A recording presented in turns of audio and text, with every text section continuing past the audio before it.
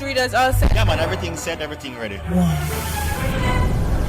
the grill to Morant Point, News Talk 93 FM has got it covered. Across the 7 seas to the 4 corners of the world, it's all captured on the 93 radar. 93.1, 93.3, 93.5, 93.7 and 93.9 on your FM dial. Real News at 5 starts now.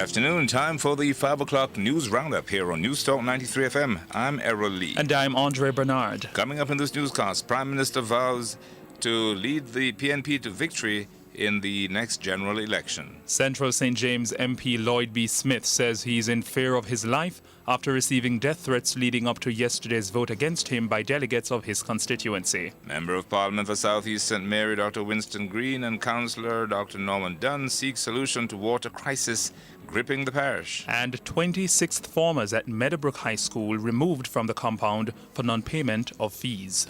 Now the details. Prime Minister Portia Simpson-Miller has vowed to lead the People's National Party to another victory in the next general elections. I know I'm going to want a very big crowd on Sunday. I want a big crowd too. So I'm begging Southwest St. Andrew to turn out so that we can have the arena jam ram packed. You see, some people outside there who claim to be politicians but do not understand anything about politics can go and run up their mouths. Anytime I name the date, understand no other horse in the race will be able to catch Portia Simpson-Miller. No matter what is their age, no matter their stage, they won't be able to catch Portia. Portia will be miles upon miles ahead. Simpson-Miller also rejected claims that a lack of leadership on her part is to be blamed for the problems now bedeviling the party. They had some, what was the headline this morning? Portia missing in action. Whoever write that need to go to the doctor tomorrow and check their head whether it is okay or not. And the party president last night sought to set the record straight about seemingly being absent from as several embattled aspirants fight for their political future. While stressing that the PNP adheres to a democratic process, she denied that there were problems inside the party. She also insisted that the PNP is not a party where the leader can be a dictator or where there is a challenge within the party. There are discussions before decisions are taken. Let me make it quite clear. The People's National Party is not like the other party. We have a system where the officers of the party meet if there are difficulties and have discussion, not just the party leader behave like a dictator. In the People's National Party, it's a democratic organization. We have one leader and we have some deputy leaders, but we don't have no Don in the People's National Party. Prime Minister Portia Simpson-Miller, she made the statement while addressing party supporters at her Southwest St. Andrew annual constituency conference yesterday evening. And the People's National Party, PNP Secretariat, says there could be a new vote in Central St. James if claims of corruption and irregular procedures in yesterday's poll are proven to be true. Member of Parliament Lloyd B. Smith has described yesterday's voting process that saw him losing 36 votes to 66 as the preferred candidate for the upcoming general elections as disgraceful. Smith says he will report to the PNP hierarchy that there was vote buying and the presence of unauthorized personnel during yesterday's internal poll. Smith, who admits that he could have done more for political development in Central St. James, says he's being opposed because of his stance against handouts and because he is non-partisan in dealing with the affairs of the constituency. And the MP Smith says he's in fear for his life after receiving death threats leading up to yesterday's vote against him. Smith says he received 2 threats by telephone and had reported the matter to the St. James police. In the meantime, Smith says he believes the threats are linked to the internal poll he was contesting. The PNP leadership says it is not aware of the alleged threats. However, PNP General Secretary Paul Burke says about 3 months ago, Smith had expressed concerns for his safety. And People's National Party and North West St. Anne Member of Parliament, Dr. Dayton Campbell, has sought to clarify remarks which suggested that he would not welcome former members of the Jamaica Labour Party JLP into the ranks of the PNP. Campbell has faced criticisms after he complained about the Labourisation of the PNP, despite his repeated claim that he has no problem with former JLP members joining the party. The critics have also bashed the first-term MP for his claim that there is a tendency for persons having trouble in the JLP to switch to the PNP without taking time to learn what it is to be a comrade. Addressing the PNP constituency conference in southwest St. Andrew last evening, Campbell moved to clear the air as he claimed persons have been misrepresenting what he said. And political analyst Kevin O'Brien-Chang says given the current challenges and various competitions taking place within the People's National Party, it is not a united party. In the last 2 weeks, I've had 5 challenges to sting MPs in the PNP. Well, we're supposed to have 5. One was postponed just this evening. And another radio station I heard who accompanied the delegates and stuff. Extremely angry. Now, it's hard for me to believe. I mean, this is just what the public knows about too. I'm not an insider, but 5 are blatantly out in the public. Bloomfield was replaced. Buchanan won by 13 votes. Price is being challenged. Damon Crawford being challenged. Lisa Hanna being challenged. So it's hard to believe this is a united party. He says there seems to be some rifts going on in the governing party, and recent decision for some supporters of Southeast St. Elizabeth Raymond Price to take the matter to court is one indication that Price is not certain of retaining the seat. Court injunction, the 3rd time, Mr. Price. Look on that one. Portia's son, as everybody calls him. The 3rd time now this election has been postponed. The delegates are extremely angry a while ago. And there has to be some kind of big rift in the PNP right now. And if Portia has to protect her son, if Price felt he was going to win, he wouldn't be going to the judges to postpone the election. And if Portia's son is in danger of losing so badly, has she lost control of the party? Comparing the rifts within the opposition Jamaica Labour Party to those in the PNP, O'Brien-Chang says he can't believe the level of disunity currently taking place in the ruling party. We hear about the JLP's disunity, and we saw this thing about Andrew Holness last time and all that. But even then, nobody ever came out publicly and said there's disunity. There's whispers or talk, right? Even though it's obvious there's some disunity. This is people openly saying it. These are PNP people openly saying it, and I can't believe that you could have 5. Any disunity, there's great chance of some of these seats being lost. And as I say, it's difficult to believe a party would go into an election with such disunity, obvious disunity going on. So this talk about just around the corner is very difficult to believe based on what we're seeing in front of us. Political analyst Kevin O'Brien-Chang speaking on the evening edition. Meanwhile, chairman of the National Democratic Movement, NDM, Michael Williams, is declaring that the PNP will call the general election between October and November this year. However, he points to 2 main areas that the government has to address before the election can be called. There are 2 scenarios that are preventing the government from calling an early election. I believe that they need to settle with the police and they need to break the drought. Now, if all of those things happen after the conference, their conference that comes up next week, the 18th, 19th, and 20th, they will call the election in October. If not, they'll wait till December. Williams says the PNP will get a much-needed boost from its upcoming annual conference, which is before the JLP conference. My reasoning is they will get a bounce from their conference. For the first time in 8 years, they're having a 3-day conference. That is significant to me. And all the groundwork, you heard what Mr. Pickersgill, he knows what the Prime Minister is going to say. But 2 weeks before, they are priming her to say all the right things at the conference. Call a major meeting after the conference to prevent the JLP from getting a bounce in November. So if that happens, I look for an October election before the JLP conference, October or early November for the JLP conference. Chairman of the National Democratic Movement, NDM, Michael Williams. As the water crisis continues to affect the island, Member of Parliament for South East St. Mary, Dr. Winston Green, and JLP Councillor Dr. Norman Dunn are seeking a viable solution to ease the water crisis in St. Mary and the constituency in particular. Green is assuring residents they will get water because there are additional water trucks available to transport the precious commodity. They will, and why I can say that is because they have redeployed at least three more trucks to the parish. As a matter of fact, I was told that one arrived today, and then the others will be at the latest Monday. Additional trucks. We are looking at additional sources, because what has happened, we are in dialogue with Jamaica producers, and we intend to dam a section of the Wag River.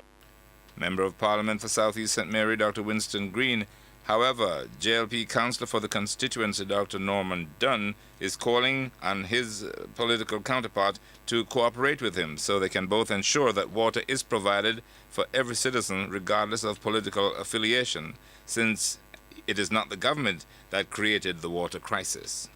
Can you help cope with some solutions? Because this water crisis... Of course, let me give you one. All of us. One solution. And no government has created. Solution. Pull together.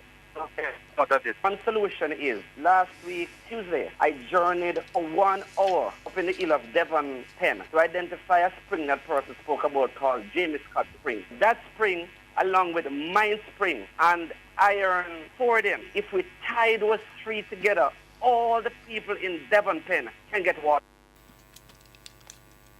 Councillor for the Southeast St. Mary Division, Councillor Dr. Norman Dunn. He was speaking on the evening edition. The Nurses Association of Jamaica, NAJ, says it is hoping for a follow-up meeting this week to resume wage talks. NAJ President Janet Farr says public sector nurses want a better response to some of the items put forward in its wage claim. She says the chief issue is the payment of retroactive sums associated with a reclassification exercise which has been outstanding since 2013. The NAJ president says the government has indicated that it is unable to begin payment until February 2016. But Farr says nurses are opposed to any further delays in payment. Over the years, the NAJ and the government have been at odds over the payment of outstanding sums from a reclassification exercise of the public health sector. Meanwhile, the NAJ president says the association is prepared to accept the government's 7% wage offer, but says it will continue to demand improvements in allowances and benefits. You're listening to the latest news here on Newstalk 93 FM. It's 13 and a half minutes after 5. A resident of Tivoli Gardens today told the West Kingston Commission of Inquiry that a witness statement she signed in 2011 that had been tendered before the commission contains claims she did not make. The disclosure by Lilith James came after a section of the statement given at the Legal Aid Clinic on May 4, 2011 was read to her while she testified before the commission. Chairman of the commission, Sir David Simmons, read from the statement in which James claimed she saw soldiers enter a house by kicking down the front door. According to the statement, James indicated that she heard gunfire, then realized that two young men who she identified as Martin and O'Shane Lindsay were in the house. In addition, the statement indicated that a police car later came and removed their bodies. However, after hearing the excerpt, James said she did not see this happen and could not explain how that evidence got into her witness statement. She said she did not relate that account to the person who took the statement. Just over 20 sixth form students of the Meadowbrook High School in St. Andrew were removed from the compound this morning due to the non-payment of fees. The students who turned up for the first day of school were reportedly grouped and asked to indicate whether their fees had been paid. It's reported that they were told that if payments are not made before the end of the week, they would lose their place at the school. Education Minister Ronald Thwaites is calling on parents to encourage students to make full use of the Jamaica Urban Transit Company's bus system. The minister says he's urging all students who are going to and from school to use the JUTC transportation wherever possible.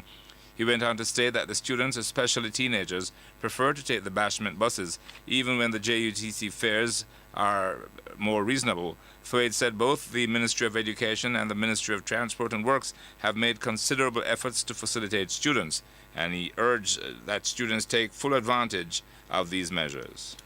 Authorities today retrieved the body of a man of Indian descent from the Sandy Gully on Washington Boulevard in St. Andrew. The lawmen say the body is of dark complexion, slim build, and is about 5 feet 7 inches long. It was also clad in a plaid shirt, blue jeans pants, a black and white undershirt, black sneakers, and has a tattoo on the left upper arm. The identity of the man has not yet been ascertained. The body was reportedly found about 6:40 p.m. by residents who summoned the police. On their arrival, the body was seen with a wound to the back of its head. The scene was processed and the body was removed to the morgue. In news from the region, facing heavy criticism for not congratulating newly elected Prime Minister Dr. Keith Rowley in the wake of the PNM's general election victory last Monday, former Prime Minister Kamla Persad-Bissessar finally sought to do so by posting a message on her Facebook page yesterday, addressed as, quote, a letter to citizens of Trinidad and Tobago, unquote. Persad-Bissessar hailed the country's democratic process, describing it as a truly precious thing, and adding that the result of an election was an expression of the will of the people. She says all persons who are elected should take their responsibilities seriously, and she congratulated the hundreds of thousands of citizens who exercised their right to vote and made the change of government possible. Persad-Bissessar said she takes the opportunity to congratulate Dr. Rowley on his victory and wish him all the best for the sake of all the people. That's your local and regional news. For international news, we join the BBC.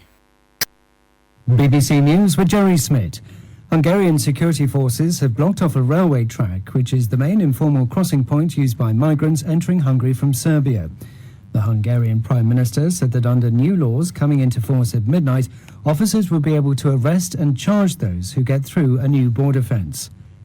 In Brussels, European ministers are meeting to consider a controversial plan to relocate tens of thousands of the asylum seekers among EU member states. The US military says it believes the Russians are establishing an airbase in Syria. The Pentagon spokesman gave no details of its intelligence regarding activity at the site near the northwestern city of Latakia. But earlier, American officials were reported as saying tanks and artillery had been deployed there.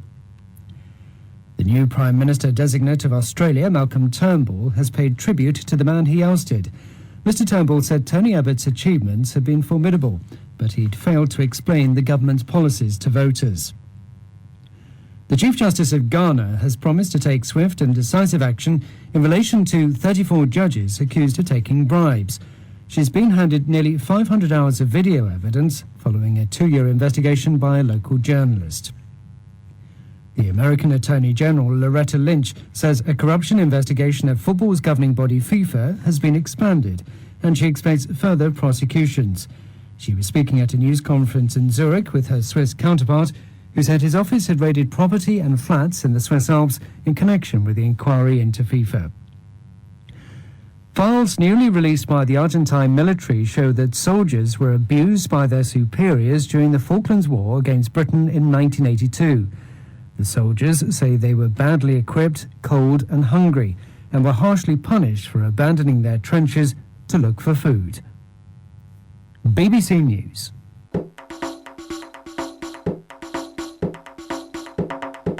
Broadcast Jamaican and Newstalk 93 FM now gear the news in the Jamaican language.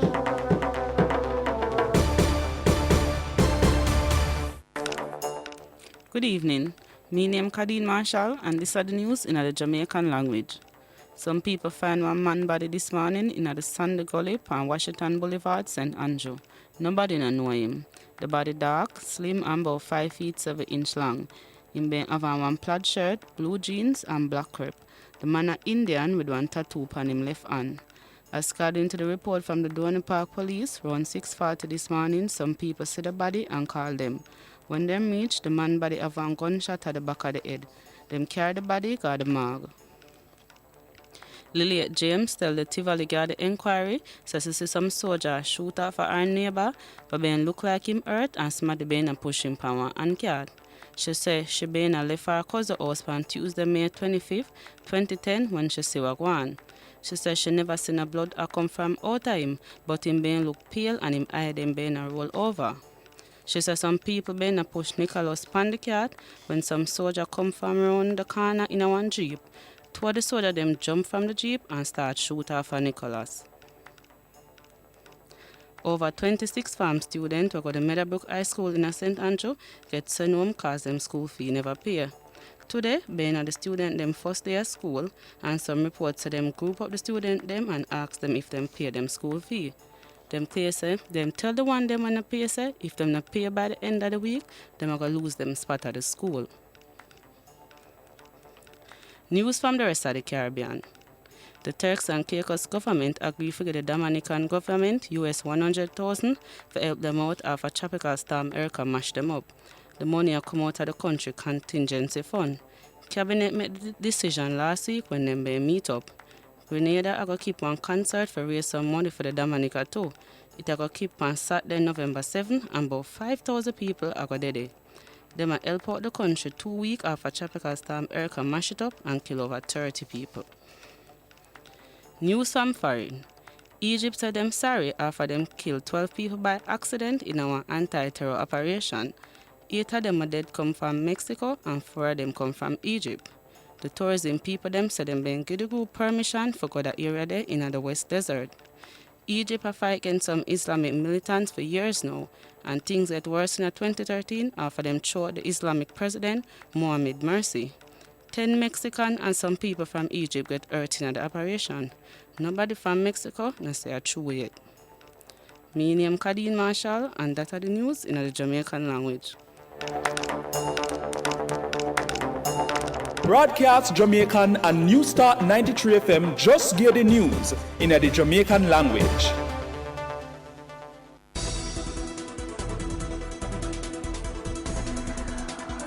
The 5 o'clock Sports Roundup is brought to you by Newstalk 93 FM, life-changing radio.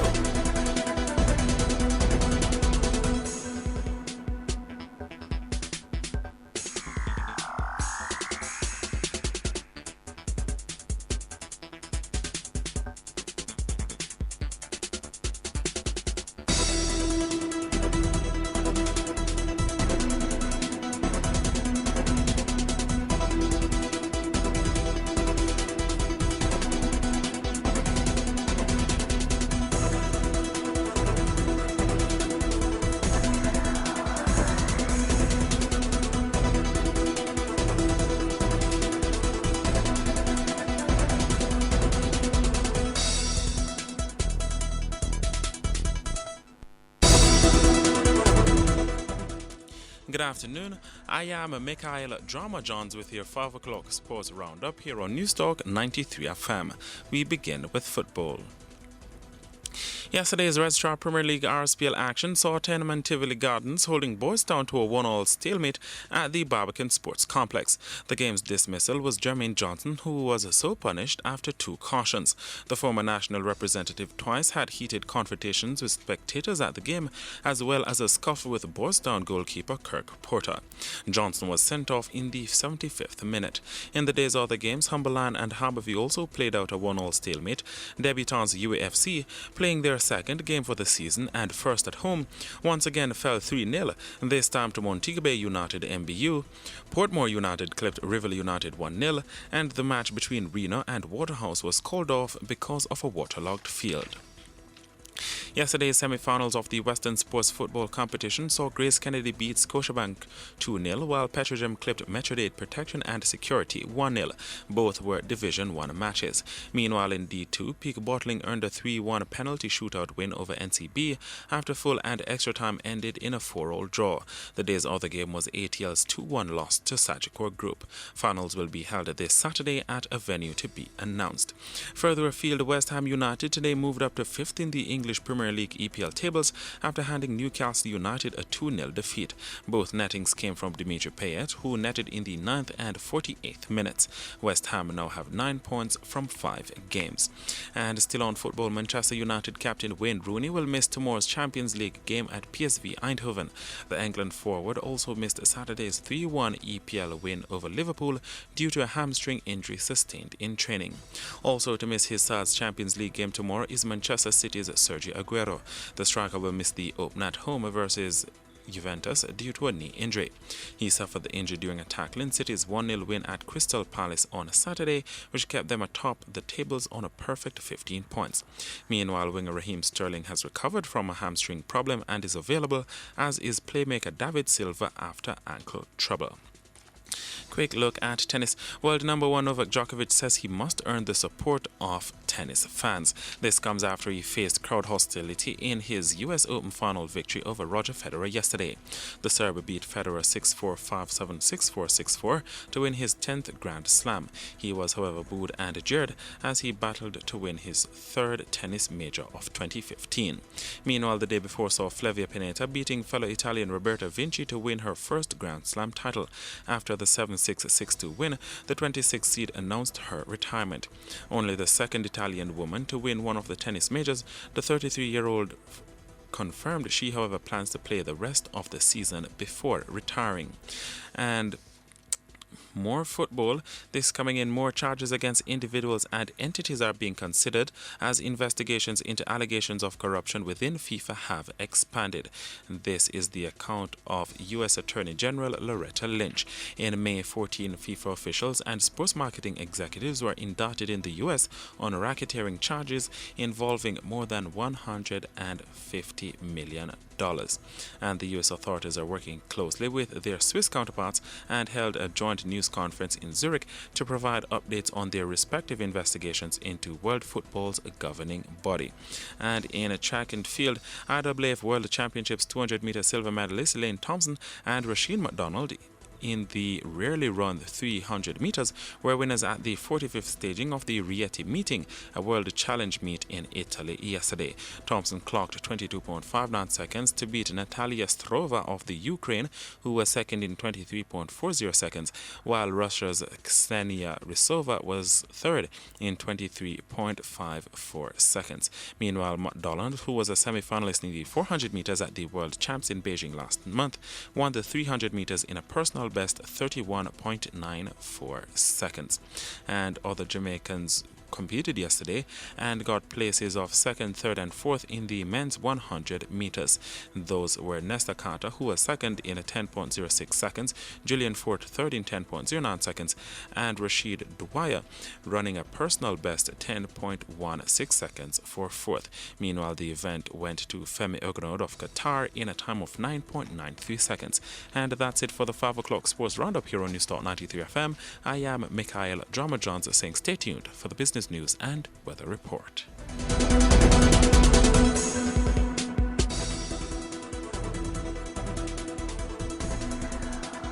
The 5 o'clock sports roundup was brought to you by Newstalk 93 FM, life-changing sports radio.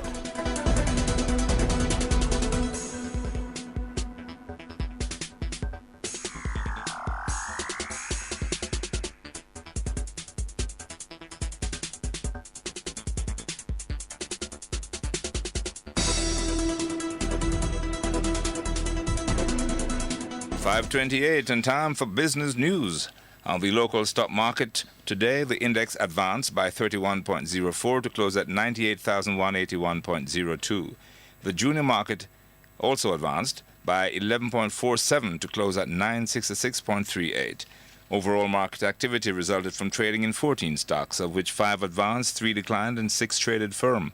Market volume amounted to 2.9 million units, valued at over $34.1 million. JMMB Group was today's volume leader. Stocks advancing, Brawlers, JMMB Group, Mayberry Investments, Proven Investments 8%, Sagicor Real Estate X Fund. Stocks declining, Carreras, JMMB 8.75, and Supreme Ventures. And on the foreign exchange market, the US dollar closed at $118.68, the pound $183.09, the Canadian $89.56, and the euro $133.95. That's business news. And now we take a look at the weather. There is a tropical wave moving across Jamaica, which is expected to move to the west of the island tonight. In the forecast for tonight, conditions will be partly cloudy. To end the news, the main points. Prime Minister predicts victory for the PNP when the next general elections are called. Central St. James MP Lloyd B. Smith fearful for his life after receiving death threats leading up to yesterday's vote against him by delegates of his constituency. Member of Parliament for South East St. Mary, Winston Green, and Councillor Norman Dunn seek solution to the water crisis in that parish. And 26th formers at Meadowbrook High School removed from the compound for non-payment of fees. That's your 5 o'clock news roundup here on News Talk 93 FM. I'm